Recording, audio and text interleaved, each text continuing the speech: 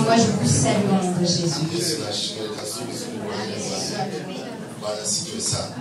Vous avez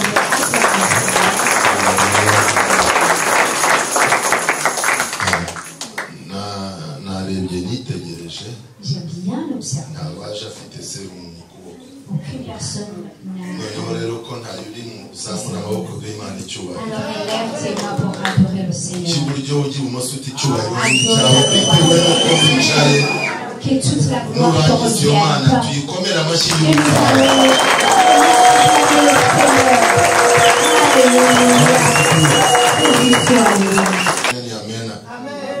Dis encore Amen. Je vais te dire cette parole.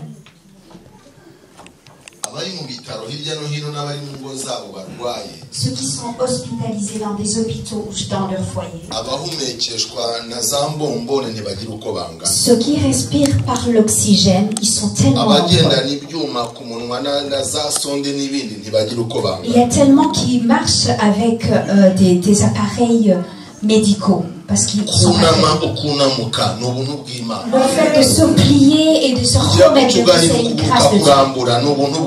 Bouger ton pied ou ta jambe, c'est vraiment une grâce de Dieu. Bouger ta tête, c'est une grâce de Dieu. Alors il y a des gens qui marchent avec des appareils qu'on voit qui sont vraiment malades. Si tu n'es pas comme eux, alors rends grâce à Dieu.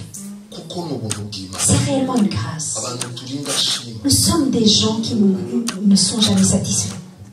Des ingrats. Je suis quand quelqu'un est là, ce que j'aime, je veux vraiment l'applaudir, mais ce que je déteste, il y a des gens qui ont fait des vœux, qui ont passé par Mayotte et ailleurs. Tu n'as pas été déporté, tu n'as pas été en prison. C'est pas ça qui m'a amené. Est-ce qu'il n'y a pas réellement une raison pour que tu puisses glorifier ton Dieu? Il y a une seule personne qui a dit Amen.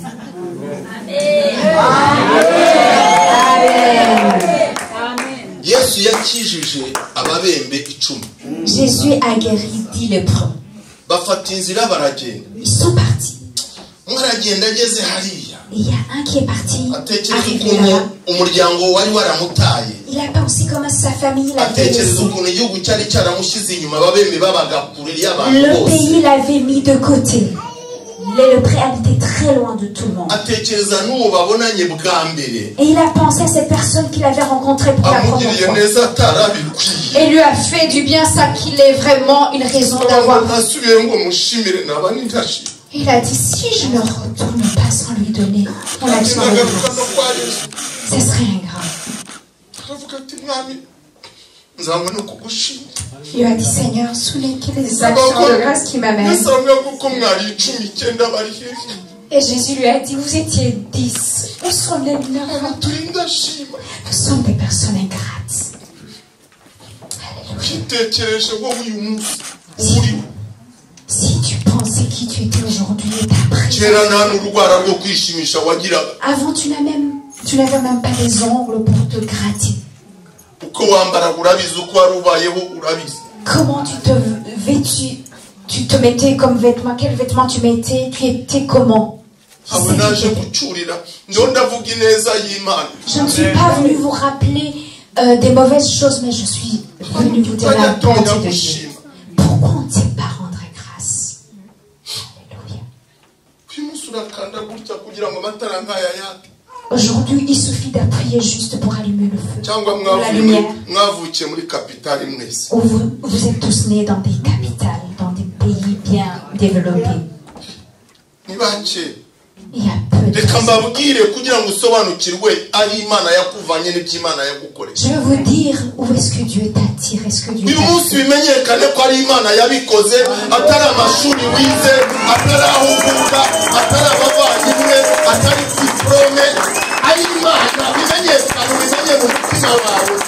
Qu'il soit connu aujourd'hui que c'est ton Dieu qui a fait ça. Ce n'est pas tes études, ce n'est pas ta force, c'est réellement le bon Dieu.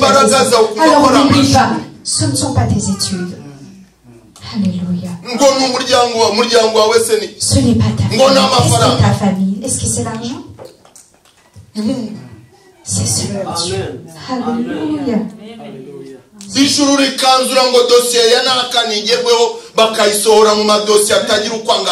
Alors le ciel décide, ils disent alors c'est le moment de faire. Je vais parler à vous. Alors on a connu que Dieu t'a chacun. C'est réellement Dieu qui a fait ça. Ça soit connu que c'est Dieu qui a fait ça. Alléluia.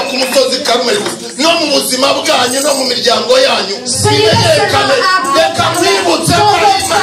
Je vais vous rappeler que c'est Dieu qui a fait tout cela. Alléluia.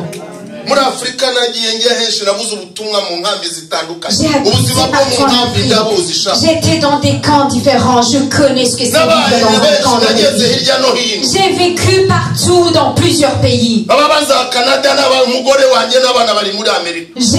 Les gens qui habitent à Canada, ma femme et mes enfants vivent en Amérique. Ils ont eu un visa. Qu'est-ce que j'avais comme historique bancaire? Comment pourrais-je ne pas parler de la puissance de Dieu et la grandeur de Dieu? Je connais Nyakivara. Je vais vous dire c'est quand. Et Dieu prend ton dossier et tu te retrouves aux États-Unis, en France. Est-ce que tu n'as pas retrouvé des gens? Ah oui, tu as laissé des gens dans des camps, tu les as retrouvés là-bas et tu les as laissés là-bas. Pardon. Alléluia. Et quand j'arrive à la puissance de Dieu. Alléluia! Alléluia! Alléluia! Amen!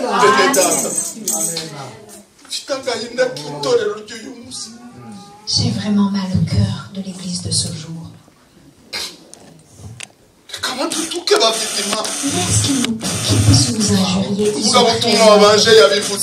L'évangéliste l'a dit. Il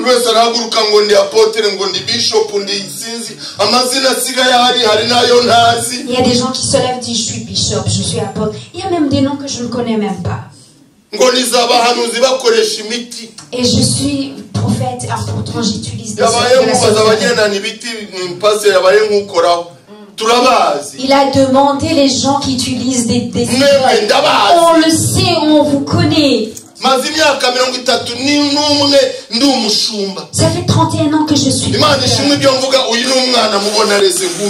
ni apotre afite amatorero ibundi afite amatorero muri Tanzania sinaje kumurata cyangwa kumuvuga ibigo. Il y a un témoin qui me connaît, il fait partie de mes enfants spirituels. Il a des églises au Burundi. Et je lui donnerai du temps. Il est venu faire le roi. Il est venu. Tu le connaissais?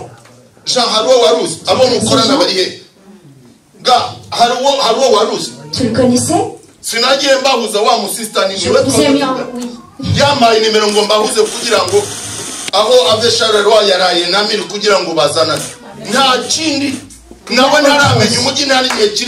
Il n'y a pas longtemps qu'il est ici. Hein? Alors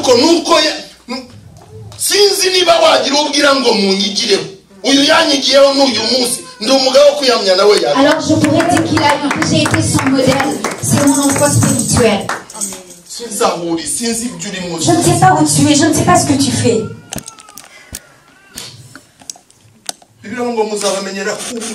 Et la Bible nous dit, ou la parole de Dieu nous dit, que vous les connaîtrez par les fruits. Ce n'est pas seulement des Bibles et des croix et des ce n'est pas ça qui va t'amener au ciel. J'ai acheté V8, cela te regarde. Mais ce ne sont pas ces choses qui vont t'amener au ciel. Il y a des milliardaires qui meurent. Et des fois nous disons qu'il a répondu à l'appel de Dieu, mais on ne sait pas. Mais il y a toujours le jugement de Dieu. Et toute personne attend le jugement de Dieu. Tout le monde attend pour les œuvres qu'il a faites. Pourquoi que cela se sache. Et c'est pas un qui vous a dit que le salut c'est dans le cœur? Et si c'était seulement dans le cœur, Jésus n'aurait pas dit que vous les connaîtrez par celui qui est en Christ, il devient une nouvelle créature. Et les choses passées, et des choses passées deviennent nouvelles. Pourquoi il y a ces saintes écritures?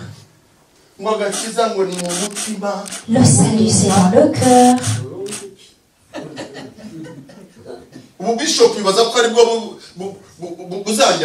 Ce n'est pas d'être épichat. C'est seulement les bonnes œuvres qui vont m'amener au ciel. Alléluia. Ne courez pas derrière les titres de ce monde. Vous courez derrière les titres ici. Tu veux seulement qu'on prie pour que tu sois pasteur. Pour que tu sois seulement pasteur. Mais que tu portes juste ce nom. Mais ce n'est pas ça qui va t'amener au ciel. Il y a d'autres qui brûlent les étapes.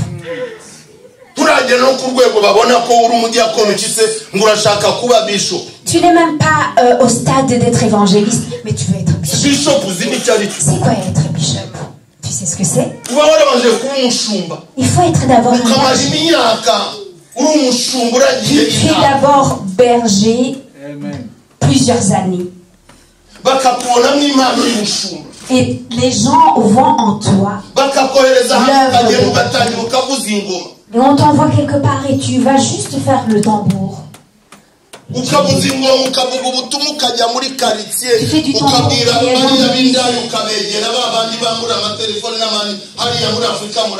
Tu vas au fond des quartiers, tu regardes les prostituées, les voleurs et tu les évangélises.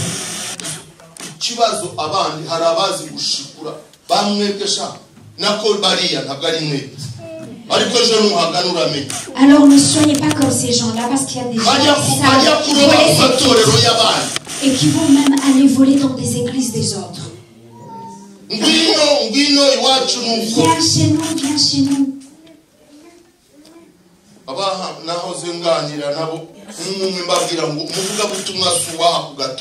Je parlais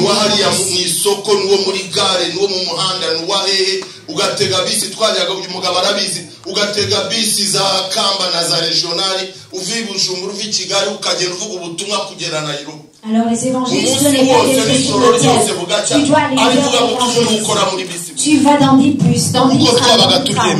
À ce moment-là, eux, ils allaient dans des bus pour évangéliser, parler de Dieu. L'appel de Dieu. Et vous jouez avec l'appel de Dieu. Les gens que nous allons bénir demain, si tu sens que c'est pas encore arrivé.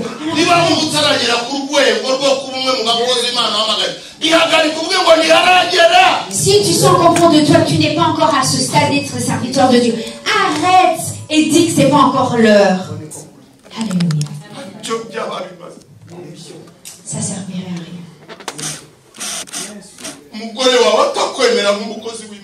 Si ta femme ne t'accepte pas, ne te reconnaît pas comme serviteur de Dieu. Si ton mari ne t'accepte pas ou ne te reconnaît pas comme serviteur de Dieu.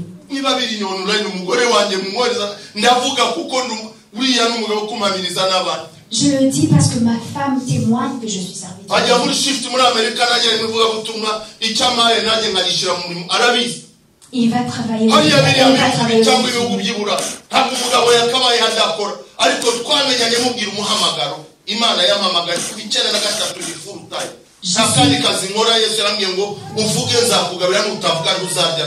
Je suis serviteur de Dieu depuis longtemps et ma femme travaille et elle me donne quelque chose et moi je veux faire. Je suis un homme, je suis marié, je dois pouvoir pour ma famille, mais il y a des moments où Dieu m'a dit que je dois travailler à temps plein. Combien de femmes vont aller travailler? Toi tu attends l'argent qui vient de ta femme. Dis ce que c'est réellement un appel. Pour qu'il soit connu que c'est réellement Dieu qui m'a appelé. Depuis 1993. Je vis avec ce micro ou parler de Jésus.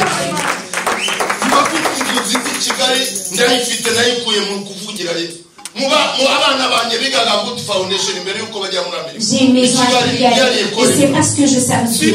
Mes enfants ont étudié dans des bonnes écoles et c'est parce que je parle de Jésus. Et ça, c'est Dieu.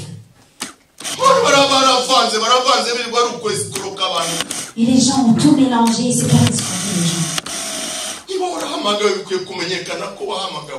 Si tu as réellement été appelé, il faut que ça soit connu. Je suis un témoin vivant.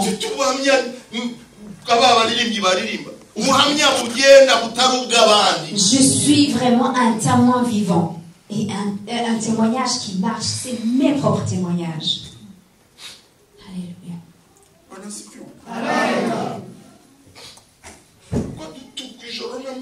On nous insulte jour et nuit. On ferme des milliers d'églises à cause de l'escroquerie dans l'église. On nous met dans le même panier. Et il y a quand même 7000. Ne me compare pas comme cette personne.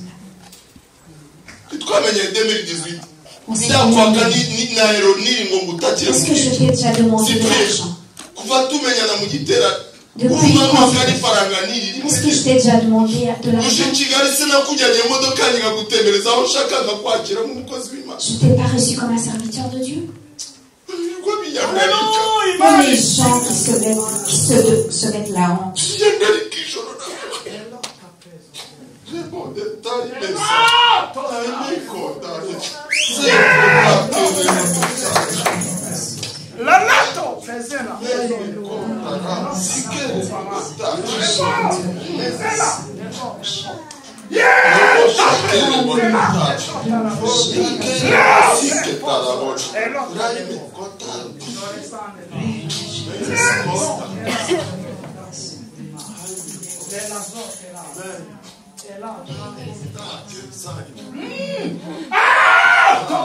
Le long des eaux des vers e lottando sale topé les eaux et là totale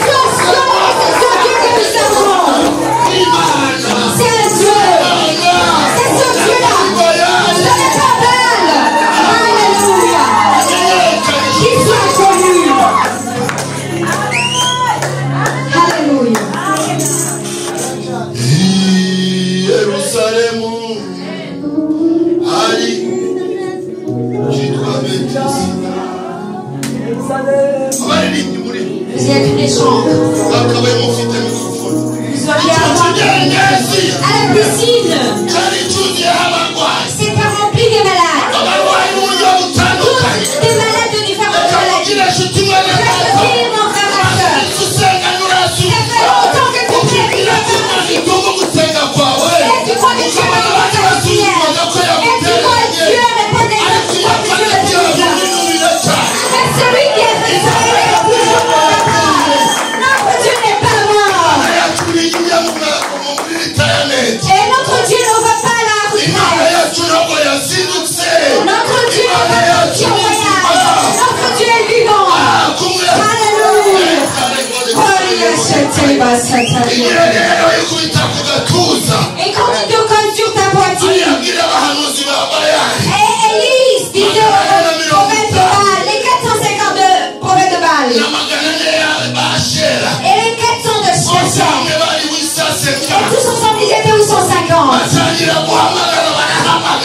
commencé à appeler. Ils ont invoqué. Ils ont encore invoqué. Et ils avaient vous donné leur offrande. Et cela était vague. Et maintenant appelle encore plus fort. Peut-être que votre Dieu dort. Et maintenant vous êtes aimé. Alléluia. Alléluia. Appelle votre Dieu. Appelle. Je vais te dire, mon frère, ma soeur. C'est possible que tu as appelé plusieurs fois. Mais il y a un temps de Dieu. Le temps de Dieu est bien là. Et ce qu'il n'a pas encore fait, c'est qu'il n'est pas incapable de le faire. Il ne vient jamais en retard. Et tous ces gens qui étaient à la piscine. Un jour, Jésus a dit, je vais aller à la piscine. Et un jour, il viendra te visiter. Je n'ai pas peur, je n'ai pas besoin d'écouter ce que les gens disent. Moi, je fais attention à ce que Dieu dit. Je fais attention à ce que Dieu dit. Je fais attention à la puissance de Dieu. Peut-être que ça n'a pas fonctionné jusque-là. Mais Dieu n'a pas mis la limite. Et Dieu n'a pas dit que ça n'a pas signé pour lui. Et Jésus est parti. Il est allé à la piscine. Il est allé voir quelqu'un pour lui faire du bien. Alors j'aimerais que tu puisses le comprendre. Et que cette personne qui a baptisé avec toi qui va faire du bien. Alléluia. Alors Dieu dit, laisse-les. Alléluia.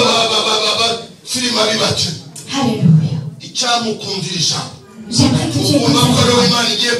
J'aimerais te dire que c'est toi que Dieu va visiter. Dieu fait toujours des miracles. Dieu agit toujours, n'est-ce pas? Alléluia.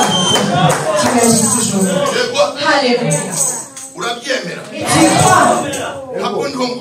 Je ne fais pas juste de la morale. Ce n'est pas juste pour une motivation. Alors je te parle de Dieu que j'ai rencontré, que j'ai vu. Alors si tu le crois, moi je le crois avec tout mon cœur. Alléluia. Le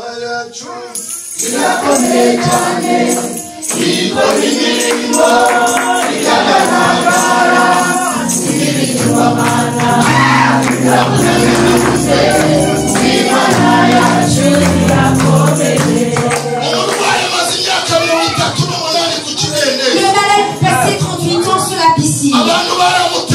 Les gens t'ont laissé tomber. La famille l'avait laissé tomber. Je vais te dire, laisse ces gens-là parler. Ce ne sont pas les dieux. Alors il y a un moment pour Dieu qui va arriver. Laisse que les gens comptent les jours sur leur foi. Laisse qu'on te donne des jours. C'est lui qui va créer le soleil. Alléluia. 1 Samuel 20. Anna a été plusieurs mots. Il a été insulté encore et encore. Et son mari n'aimait pas. Et il lui avait tout donné. Il lui avait donné les mots qu'il a dit. Il a dit, Anna, pourquoi pleures-tu? Je suis plus que 10 fils. Pour qu'il n'aille pas à Jérusalem. Et Pénina qui mettait au monde des enfants. Tout ce qu'il donnait à Pénina qui mettait au monde. Il faisait 2 fois pour Anna. Il donnait 2 fois ce qu'il donnait à Pénina. Pour lui faire du bien, pour lui donner la joie. Mais cela n'a jamais rejoui le cœur d'Anna. Alors Anna a cherché le cœur de Dieu. Le problème des chrétiens ou les convertis de ce moment. Et il voit que Dieu ne répond pas à ce moment-là et il laisse la faire. Anna a prié encore. Elle a prié encore prié. Ce que je disais est vrai. Et même les paroles qu'il lui a dit. Il a dit qu'elle était sous la main. Mais il faut qu'on regarde les mots du peuple. Mais continue à prier. Mais toi prie. Qui parle, mais toi, mets-toi en action. Qu'on te suite n'importe quel mot. Qui te quoi? Quelqu'un m'écoute ici. Anna a été insultée. Elle a été bloquée. Quand elle préparait Pénélope à Anna pleurait, elle pleurait. Alors elle n'arrivait pas à manger, pourtant elle n'était pas dans le jeûne. Elle allait dans le chômage. Elle allait dans les intercesseurs. Elle allait dans la table de Dieu. Toi, ça ne va pas, mais tu vas même pas te réunir avec les autres enfants de Dieu. Parce que tu n'as pas encore été répondu, tu n'es plus même dans la morale. Parce que tu n'as pas eu encore ta réponse et tu vas plus à l'église. Tu ne sers plus Dieu. Ce que tu reçois. Pourquoi je vais donner ma dîme? Dieu ne m'écoute plus. Je vais te dire ce mot. Dieu n'a pas les émotions. Que tu pleures ou pas, que tu te mettes à il y aura des gens qui vont le servir. Elle était dans un coin quelque part. Alors le pasteur Jean-Claude était là. Le chrétien, il s'est dit, fais-moi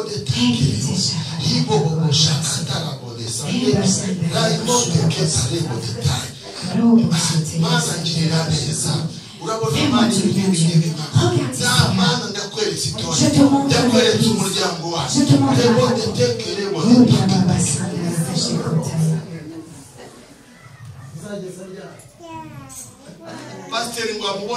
quand pasteur l'a vu de loin, c'était le sacrificateur Élie. Quand il l'a vu de loin, elle a prié jusqu'à ce qu'elle n'avait plus des mots. Elle n'avait plus de souffle. On voyait juste ses lèvres faire comme ça. Quand le pasteur l'a vu de loin, elle priait pour l'église, pour la famille, pour beaucoup de choses. Quand Élie l'a vu, elle a dit, jusqu'à quand tu seras toujours alcoolique?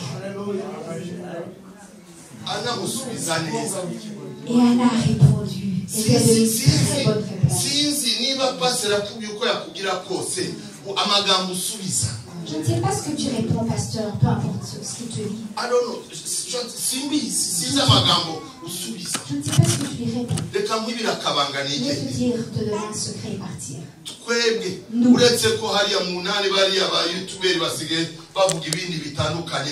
Mais nous, sauf les youtubeurs qui disent tout et n'importe quoi.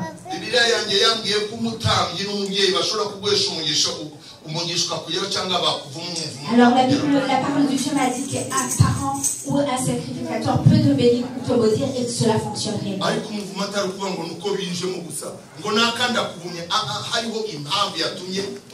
Tu ne maudis pas n'importe comment à n'importe qui. Non, il faut qu'il y ait une raison. Vous comprenez cela?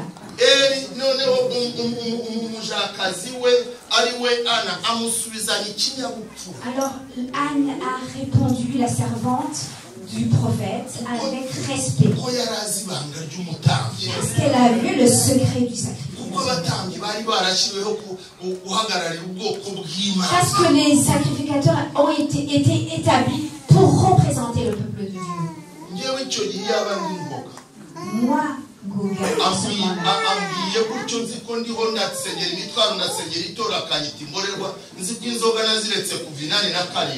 alors si c'était moi, il m'appelle Soularde et je priais pour l'église, pour ma famille et tout, et que j'avais laissé mon alcool en 1970. Et moi je lui dirais qu'il est disjoncté. Il est devenu fou. Moi je ne suis pas saoul, ça fait plus depuis 1987 que je ne bois plus. Alors va loin, tu ne me verras plus dans ton église. Mais Anne l'a répondu en pleurant.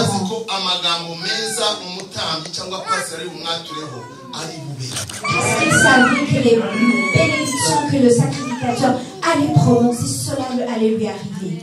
Est-ce que vous comprenez cela? Est-ce que vous pesez cela? Un Samuel.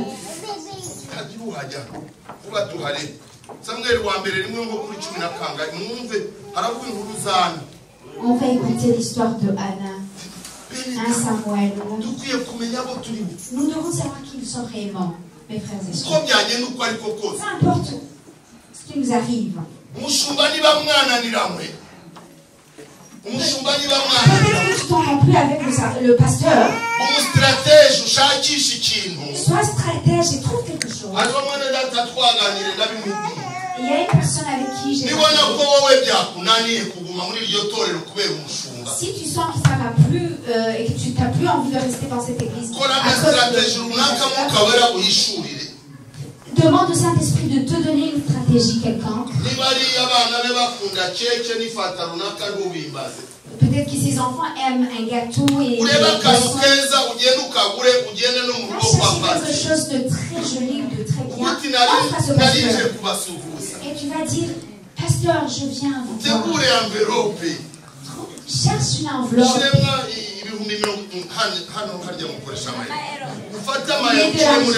Mets des zéros dans l'enveloppe. Et tu as amené un petit cadeau pour les enfants. Vous allez voir vous-même ce que les enfants aiment. Même si ton cœur est brisé, mais souris quand même. Parce que tu sais pourquoi tu es là.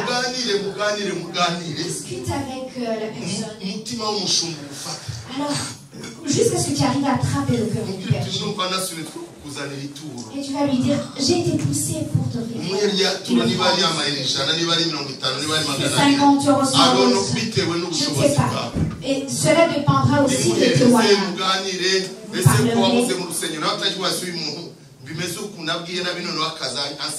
Alors vous allez dire, on ne te voit plus. Et le pasteur va dire, cette personne, je l'ai mal parlé. Mais elle me parle bien, elle comprend les choses. Serviteur de Dieu, si réellement je trouve de grâce à tes yeux. Alors j'aimerais que tu me bénisses parce que le Saint-Esprit m'a dit d'aller à l'école. Parce que tu étais le problème pour ce pasteur. Et toi tu sais que tu étais pas en bonne relation avec. Il y a eu la confusion entre vous. Elle est confuse et tu as amené aussi le frère. Tu demandes la bénédiction pour que tu partes en paix.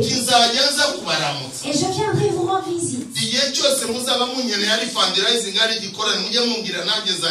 quand vous aurez besoin de moi, quand il y aura des fundraising et autres, je viendrai. Quand tu vas t'incliner et que tu mettras ta tête pour qu'elle te bénira réellement. Mais partir en étant fâché.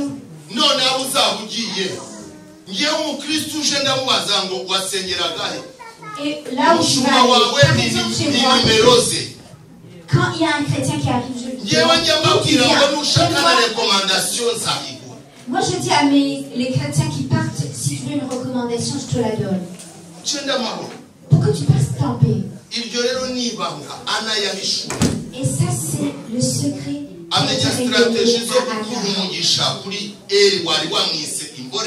Elle a su prendre la stratégie de prendre la bénédiction de celui qui l'avait appelé sous l'arbre.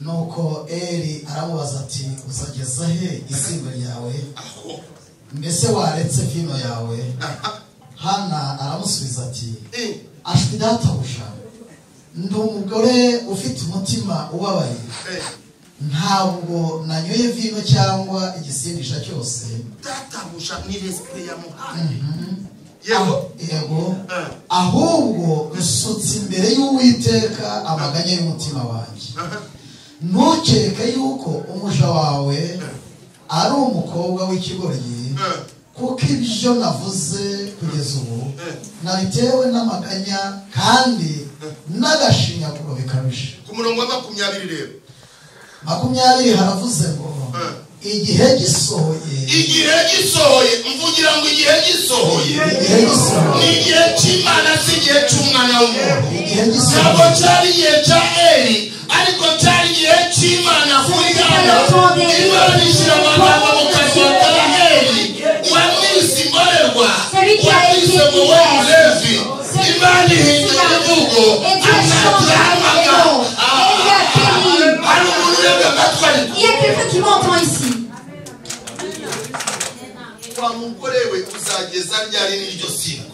Femme, jusqu'à quand tu seras encore ivre? Celui qui l'a dit dans peu de temps.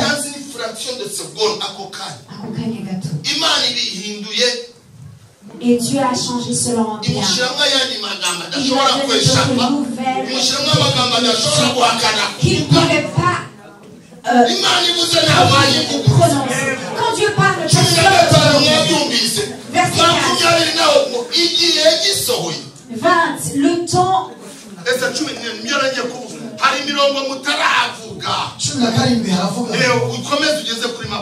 Igihe Hana yari amaze gusubiza kuri iriya Eli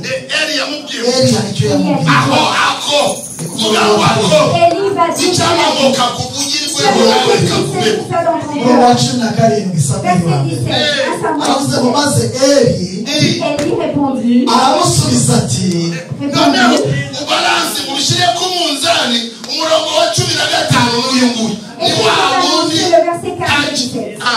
maze Eli aramusubiza ati genda amahoro Imana ya Isirayeli iguhe ibyo usabye.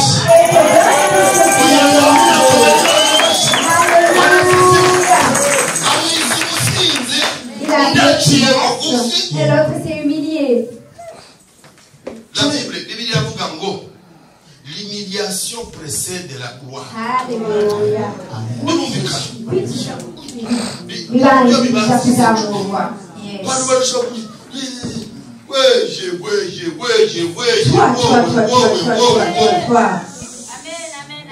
Toi. Tu veux aller où Dieu ne te veut pas. Sois humble, Dieu t'élèvera. Oui.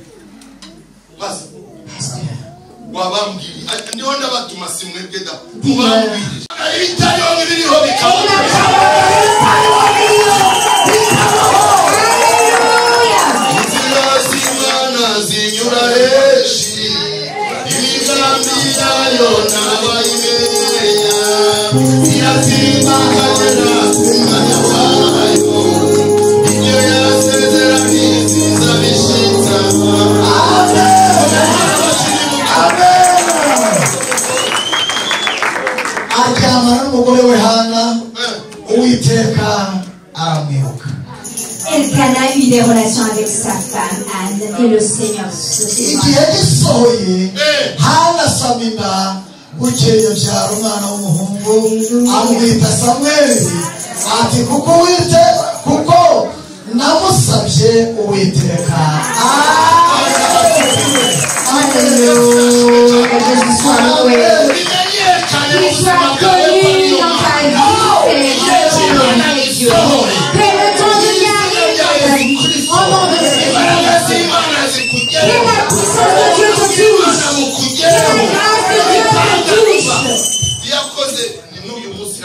celui qui a fait, il fait continuer à agir.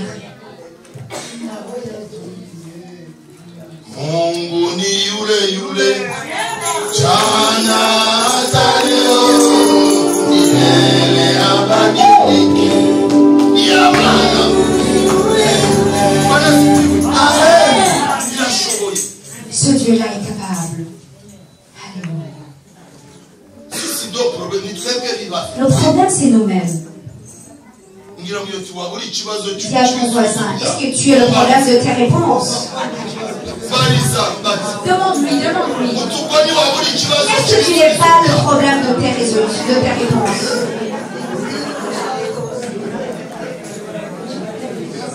Alléluia.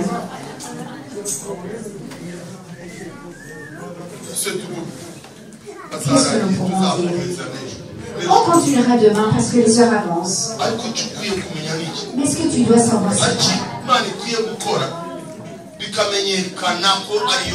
y a une chose que le Seigneur doit faire pour qu'il soit connu qu'il est l'Éternel. Celui-là a vécu avec... c'est ton Dieu. C'est notre Dieu. C'est ce Dieu-là que nous vous parlons en ce moment. Celui qui a vécu avec Élie à Mont-Carmel. Et quand il a dit qu'aujourd'hui il soit connu que l'Éternel est Dieu, ce soit sa prière aussi. Il y a des choses qu'il a commencé à faire. Celui qui a commencé, il nous a expliqué ce qu'il fallait faire. Il avait trouvé qu'ils avaient donné à Dieu. Il n'y avait plus d'offrande ou de sacrifice. Et il n'y avait plus du vrai Dieu, il n'y avait que des dieux avec un il y avait beaucoup d'idoles. Il y avait tellement d'idoles partout. Qu'est-ce qu'il a fait lui? Les prophètes de Baal, quand ils ont été fatigués, alors il s'est levé, il a dit, laisse-moi le temps.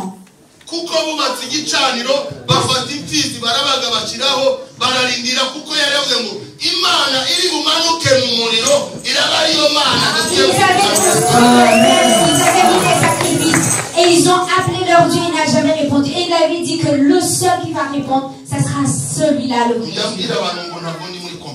Alors je dis souvent aux gens que je ne suis pas dans la compétition. Quand Dieu me donnera 20 chrétiens et je les guiderai vers Dieu. Ils étaient 450. Et celui qui était du côté de Dieu, il était seul. Alors il a eu cette révélation. Et il a compris pourquoi Dieu devait descendre. Et il a compris pourquoi le feu est descendu. Est-ce que tu pries et tu sais pourquoi Dieu doit te faire du bien? Il y a des chrétiens parmi nous. Mais je ne sais pas pourquoi réellement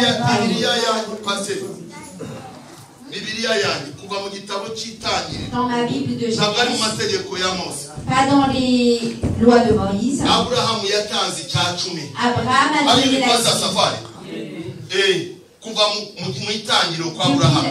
la Genèse, il a donné la dîme. Alors maintenant on prêche trop la bonté ou la grâce, le moment de la grâce. On fait tout ce qu'il fallait. Les dévoreurs et ça et ça et ça. Et vous avez ça, vous marchez avec le dévoreur. Il disait que et c'est pour cela que vous gagnez votre salaire et vous mettez dans vos poches. C'est comme les poches sont trouées. Si tu es chrétien, pensez-y. Je parlerai de la vérité de la Bible. Comment je suis venu et comment je reviens. Tu ne sais pas comment je vis. Et c'est seulement Dieu qui m'a appelé, qui sait.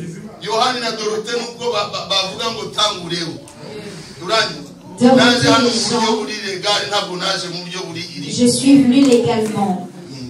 L'Amérique accepte que j'y vais. Il me reçoit.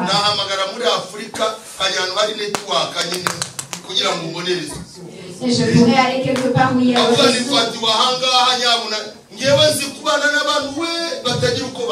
alors s'il y a quelque chose qui m'arrive et j'appellerai au secours, je vais te dire la vérité qui va me bénir si tu veux. Alors je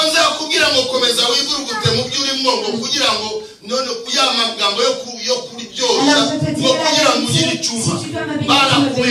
Mais je te dirai la vérité. Mon père est mort à 7 ans. Et là j'aurai bientôt 60 ans. Comment j'ai vécu depuis? Je te dirai la vérité pour qu'un jour nous puissions.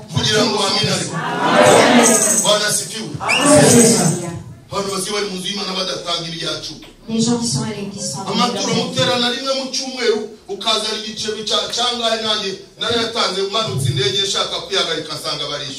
Imana sanga ndayafite nyine hari umukristo wamejeje umugisha nuko Imana igira neza hari ikigali anzanira inoti y'amayero ngo anzanira icacumi ngo amaje icacumi ngo nabarambi icacumi ngo cy'amayero ngo naze kuyavuna yakubita muri portefeuille j'ai mis ça dans mon porte-monnaie. Et quand je suis sortie de l'avion, et il fallait payer pour aller se soulager. Et je suis sortie avec mes bagages. Et je vais vraiment retenir. Je n'avais pas refusé, mais j'avais oublié que j'avais des euros. Et je me suis rappelé quelle maman qui m'a donné 10 euros. Et la porte s'est ouverte et je me suis soulagée. Je vous dis la vérité. Je veux dire la vérité, mes frères et sœurs. Je veux dire toute la vérité. Les gens ont déjà dû lui le saluer la vérité. Je ne dis pas de juger les autres.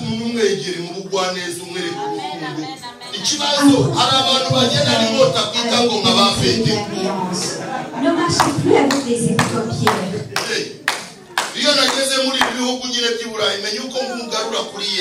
Et quand j'arrive ici dans ces pays européens, alors je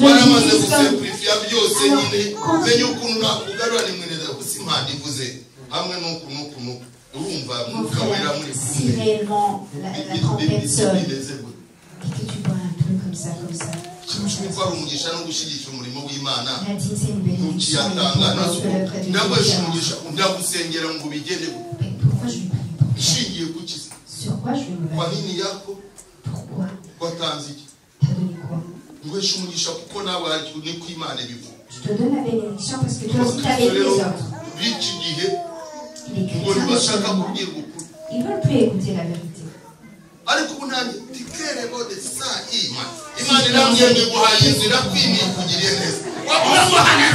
Tourne toutes les portes et tu vas me répondre.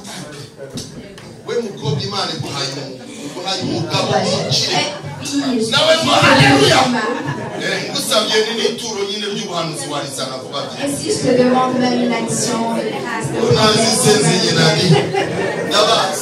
je vous connais. Je vais te dire. Il y a 3 sortes de prophéties. Dieu les 20 prophètes va parler à mon peuple là où ils sont ce n'est pas. L'Éternel dit. Quand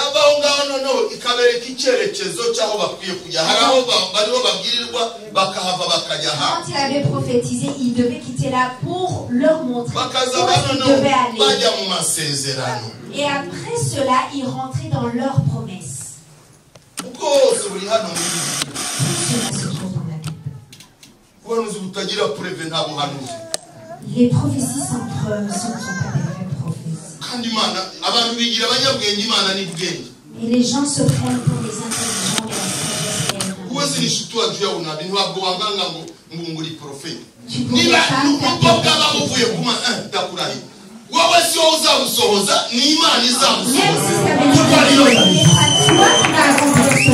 c'est Dieu qui l'a accompli parce que c'est lui qui l'a déclaré. Imana yakunyuzemo nk'ukuri nkoresha umuntu akihana yakunyuramo ukavuga nyine ibyanjye tuturiye tujya tuzuminga Imana ikanyere ku buzima bwawe nakubwira ngo Imana ngiye kunuku ariko jewe nta ruhare ifitemo ngo bizasohora. Alors je peux prophétiser toute la vérité, mais toi tu n'as rien à faire pour que cela s'accomplisse. Il n'y a que Dieu qui peut faire que cela s'accomplisse. Écoute ce que tu dis. Si j'écoute la parole de la prophétie, je la garde. Et je continue à lire la parole de Dieu. Je continue à me sacrifier, à marcher avec Dieu, faire la volonté de Dieu. Et cela, je garde ça. Je ne sais pas quand est-ce que ça va s'accomplir. Je me rappelle en 1997, il a dit, je viens de voir le drapeau américain. J'entendais ça comme si c'était des rêves. 2005, j'ai foulé mes pieds ces prophéties. Longtemps après, et Dieu m'a dit qu'il voit un drapeau. L'autre m'a dit, je viens de voir ta famille partir aux États-Unis, mais sans toi. Au nom de Jésus, pourquoi je ne vais pas mourir? Quand tu entends j'ai vraiment dit au nom de Jésus. Écoute ce qui s'est passé. Ils ont eu leur visage avait un... Je les ai amenés aux États-Unis. Je suis restée. Ces personnes à dire ils sont partis, je ne suis pas partie avec eux. Je me suis rappelé ça en 2018. Après une dizaine d'années. Quelqu'un peut prophétiser. Et il y a des choses qui arrivent. Dieu a dit.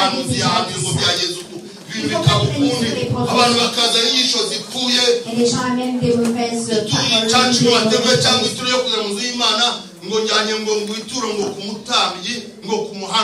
Et des fois, au lieu d'amener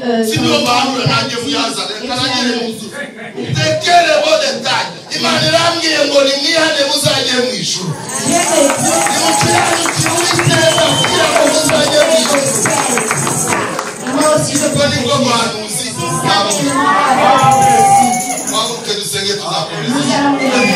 allons continuer. Jésus soit loué. C'est ça réellement la vraie prophétie.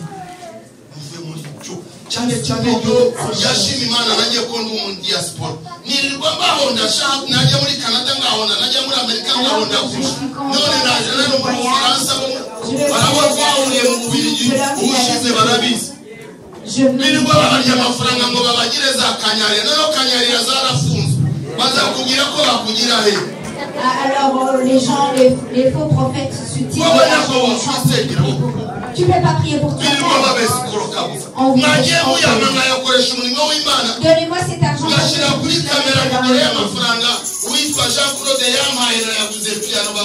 Donnez l'argent pour et si réellement tu servirais Dieu.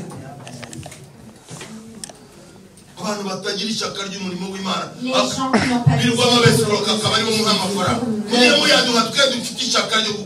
faut donner de l'argent. Celui-là, petit moyen.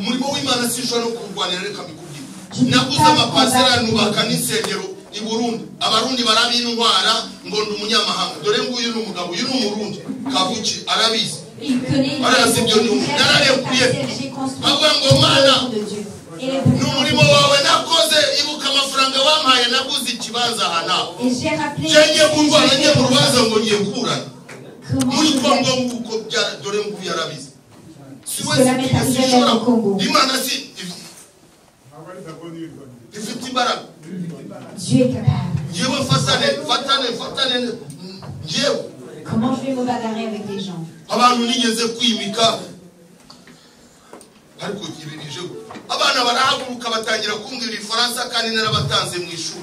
les gens que j'ai commencé à amener des Français.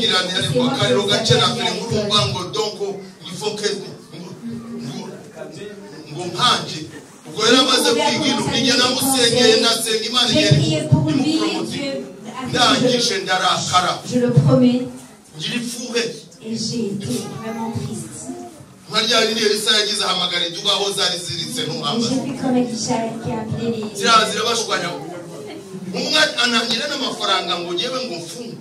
Et il y a un parmi eux qui a donné de l'argent. Et ils ont fermé l'église parce qu'ils avaient...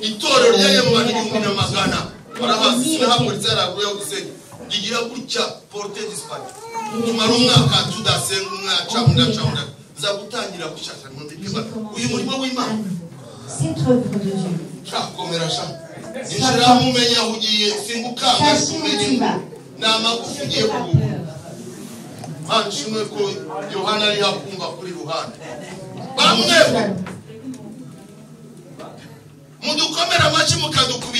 Vous applaudissez pour nous et des fois vous nous tapez aussi. Mais je vous connais. Ces gens-là, vous êtes vraiment des...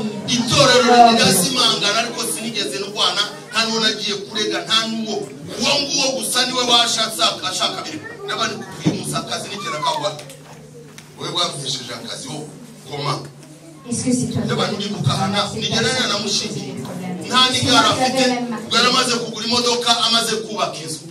il avait construit, il avait acheté. Il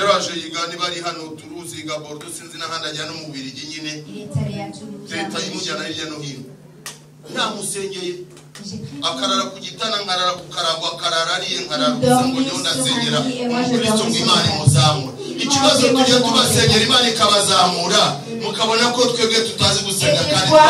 Pour vous et Dieu vous élève. Moi je parle de ceux que je connais. Et tu achètes une chaussure et tu oublies ton berger.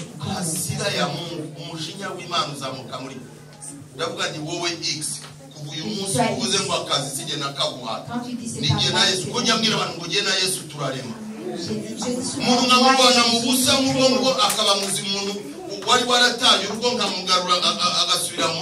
quelqu'un qui avait laissé tomber on essaie d'aider cette personne pour l'élever. Et j'ai dit, ce Dieu que j'ai payé, j'ai dit que ce et partout où il arrive, on l'aime. Demande comment il est aujourd'hui. Il a rencontré un problème là.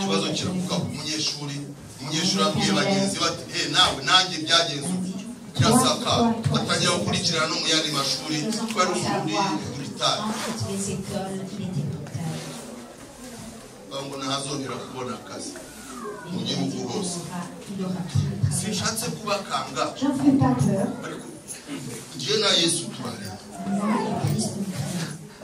uwo Eliya yari afite ishaka ry'Imana ryari ishaka ry'Imana riri muri jewe nta kiri napfaga nawe uyu munsi bimenyekane aujourd'hui qu'il soit connu utari tugaruka tuzababwira uyu munsi turotwa ngo bimenyekane ko ari Imana uwo wasenze ari imbere y'abahanuzi 850 muri rukamanuka celui qui a prié devant les 400 niba babasharagenda bose il les a amenés, il les a tous égorgés. Et quand il est descendu, il est rentré. Akab l'a dit à sa femme.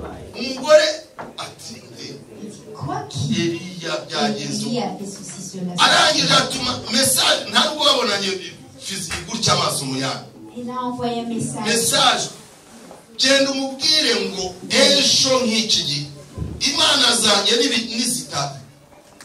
Il me dit, va lui dire que demain à cette heure-ci, il est Dieu. Écoutez cela. La peur.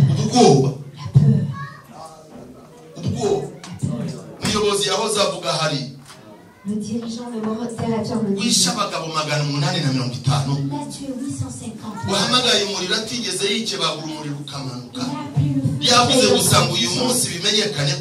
Parce qu'il avait dit que ce jour-là, aujourd'hui, qu'il soit un message d'une femme. Vraiment, si c'était Et cet homme a demandé la mort. Il a fui et il a demandé la mort. Quelqu'un comprend où est-ce que je vais en venir? Il a vu Dieu de sa il a fait le voyage jour et nuit, jour et nuit, jour et nuit. Il a demandé la mort. Ça, c'est absolument. Moi, cela ne m'arrive pas. Je crois en Dieu qui fait tout. Et même ce que je n'ai pas pu faire, nous allons prier. Je vais demander aux gens qui n'arrivent pas pour que nous puissions prier pour eux. Nous allons prier pour que Dieu te donne la force. Il y a des gens qui n'ont pas encore reçu le salut. La parole nous dit que si tu parles de ta propre bouche et que tu seras sauvé. Tu le proclames avec ta bouche et tu le crois avec ton cœur. Ce n'est pas la religion. On parle de venir pour que tu puisses un jour aller au ciel. C'est celui-là et les personnes qui sont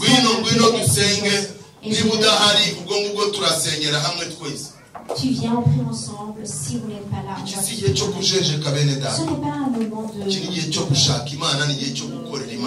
C'est un moment de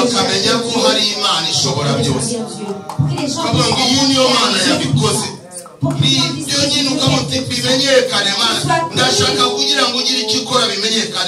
alors j'aimerais que tu fasses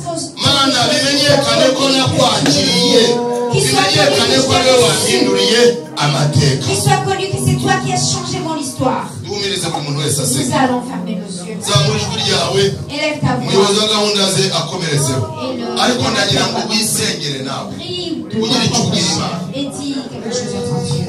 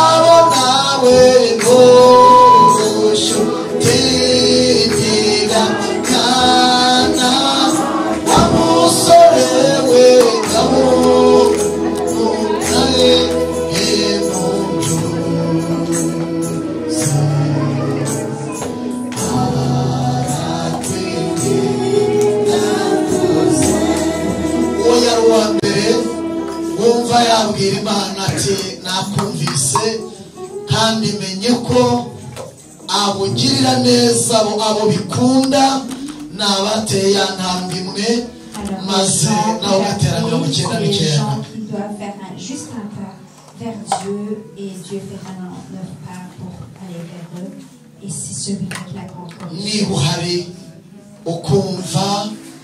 Yakugirira neza ugasaba imbabazi kongera ugakizwa hamwe n'uba yari yarasubiye inyuma gusubira inyuma birashoboka none ngwino we wari wasubiye inyuma we wari waragize intege nanone niba Imana iguha umugisha nyuma y'iki cyifuzo turasengera ibyabereye i Karumeli kugira ngo bikoreke ariko Imana irashaka Imana irashaka ko wongera kwiyunga nayo. Et Dieu veut que tu rentres encore en communion avec lui.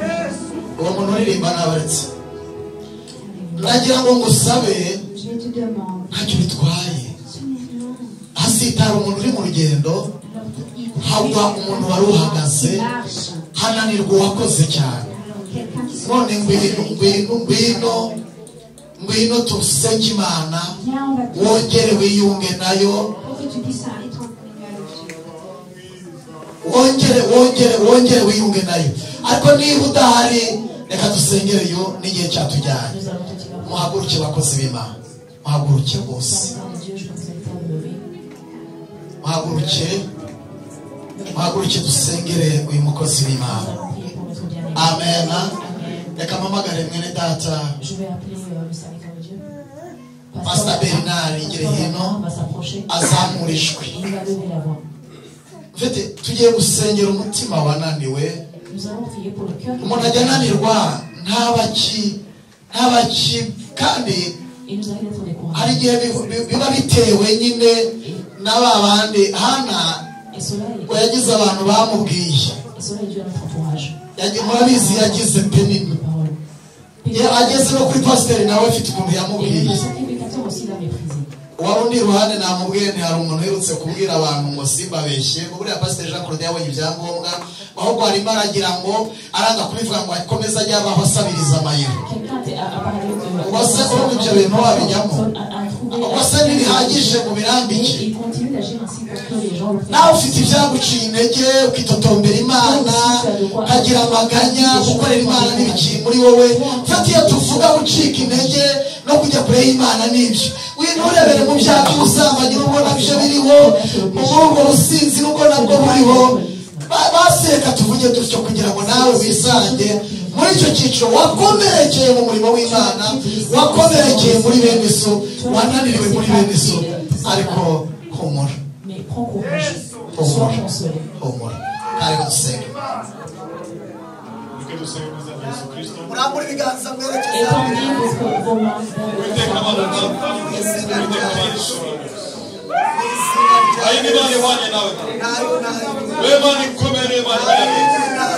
tumaze kumva ijambo ryawe, ijambo ryawe rirakiza, ijambo ryawe rirabahora, ijambo ryawe risubiza abanyamahirwe. Turabihamagaye, baravuga ijambo ryawe, ubusore muzahabwa, ikorana muzakimurirwa, bari tubasaba mwizaniriza, ikorana muzahabwa, ikorana muzahabwa, yemera abashira baremerewe, umusore wawe, ikorana mu ijambo ryawe,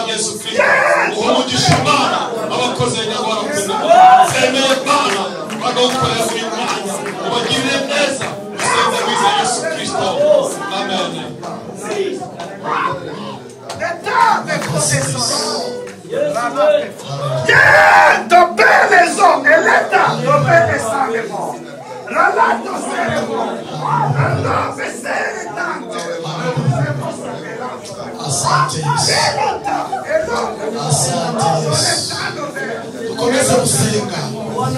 Wowe usengere mu bwawe, ntawe tugiye gusenga. Wowe usengere ukomeze gusenga, ukomeze gusenga, ukomeze gusenga. Turimo turasenga, turimo turikinga Imana, turimo turikinga Imana. umunsi udahemuka abana bigaragara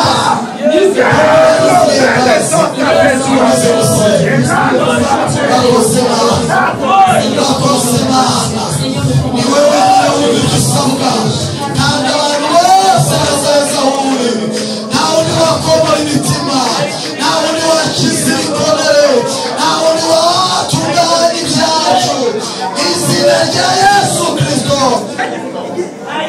izina rya Yesu izina rya Yesu izina rya Yesu Kristo reka n'umutima w'imbabazi ugira nyirizo Imana umuseke wawe utambikira rero urakoze urakoze izina rya Yesu izina rya Yesu izina rya Yesu izina rya Yesu izina rya Yesu izina rya Yesu izina rya Yesu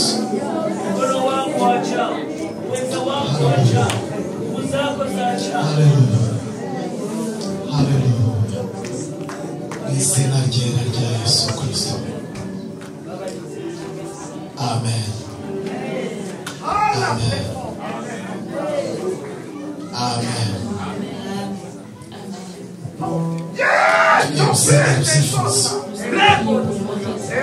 Tugiye gusengera ibyifuzo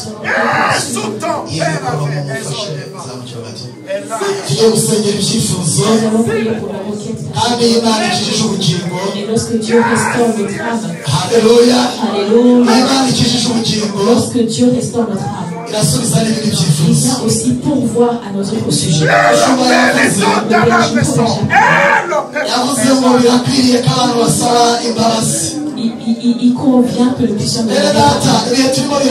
les temps par lesquels nous passons sont compliqués. Je me suis approché d'un berger pour lui demander et il m'a demandé si j'étais digne d'être pardonné. Le pasteur Jean-Marie a dit ça ne se passe pas comme ça ici. Mais prenez courage. Lorsque tu agis selon le conseil du Seigneur, que l'être humain te pardonne ou pas, le Seigneur a enregistré le Seigneur. Agis selon le conseil du Seigneur. Amen. Nous allons prier pour nos requêtes personnelles. Amen. Amen.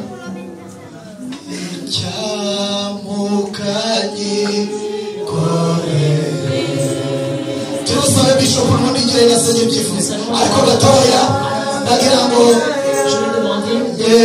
turirimba n'indirimbo twahagurutse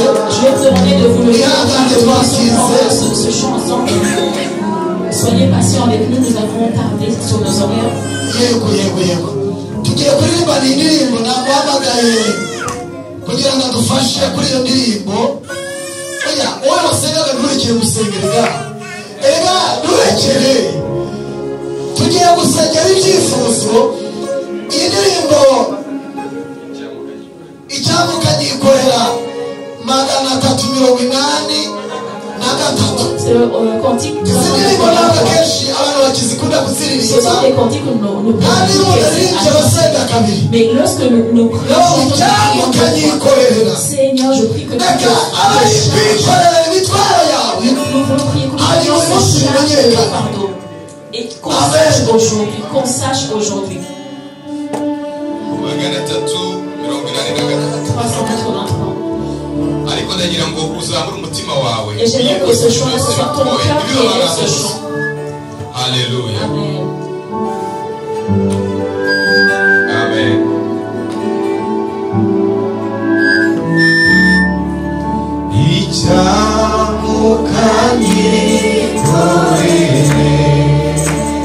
Yeah.